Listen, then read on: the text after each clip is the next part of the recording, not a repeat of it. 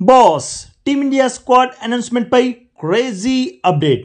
Asia కప్లో 15 మంది కాదు బాస్, 17 మంది ధీరులు.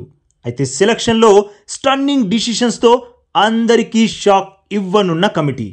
అవును బాస్, ఏషియా కప్ 2025లో బరిలోకి దిగే టీమిండియా స్క్వాడ్ గురించి ఇప్పుడు మాట్లాడుకుందాం. అయితే బాస్, ఈసారి 15 మంది కాదు 17 మంది ప్లేయర్స్తో కూడిన స్క్వాడ్ ఆపోజిట్ టీంలను బెంబెలెత్తించడానికి రెడీ అంటున్నారు. మరి ఆ స్క్వాడ్లో ఎవరెవరున్నారో ఫటాఫట్ చూసేద్దాం. ఓపెనర్స్గా అభిషేక్ శర్మ, సంజు శాంసన్.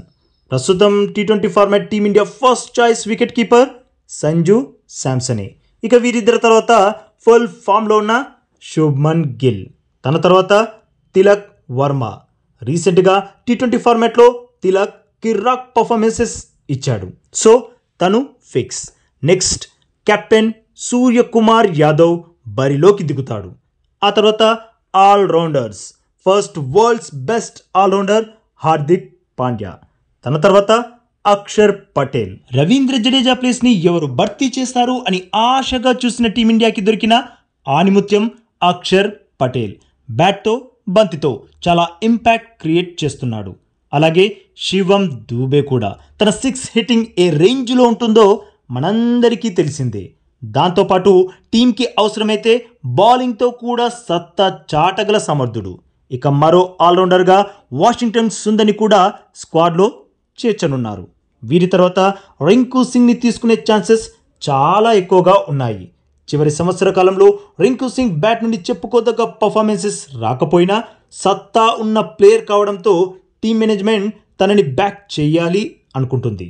నెక్స్ట్ స్పిన్నర్స్ విషయానికి వస్తే మిస్టరీ స్పిన్నర్ వరుణ్ చక్రవర్తి, ఆ తర్వాత కుల్దీప్ యాదవ్ కూడా స్క్వాడ్లో తప్పకుండా ఉంటారు. ఇక నెక్స్ట్ పేస్ బౌలింగ్ విషయానికి వస్తే world's best bowler Jasprit Bumrah, టీ20 బెస్ట్ బౌలర్ హర్షదీప్ సింగ్లను స్క్వాడ్లో చేర్చనున్నారు.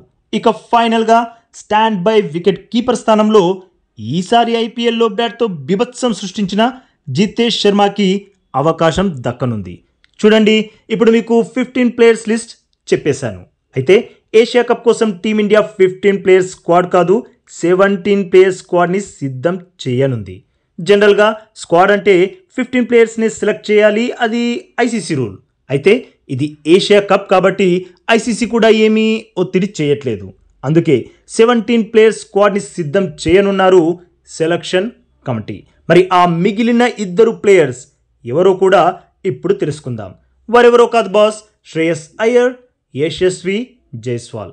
యశస్వి జైస్వాల్ గురించి తెలియదు కానీ శ్రేయస్ అయ్యర్ స్క్వాడ్లో కాదు, ప్లేయింగ్ 11లో ఉండాల్సిన ప్లేయర్.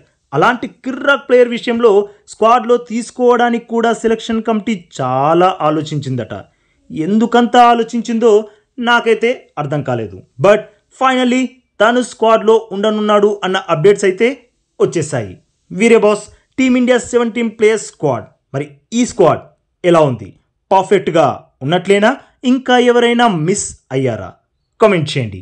అలాగే ఈ లేటెస్ట్ అప్డేట్కి ఒక్క లైక్ కొట్టి మన ఛానల్ని ప్లీజ్ సబ్స్క్రైబ్ చేసేసుకోవచ్చుగా బాస్.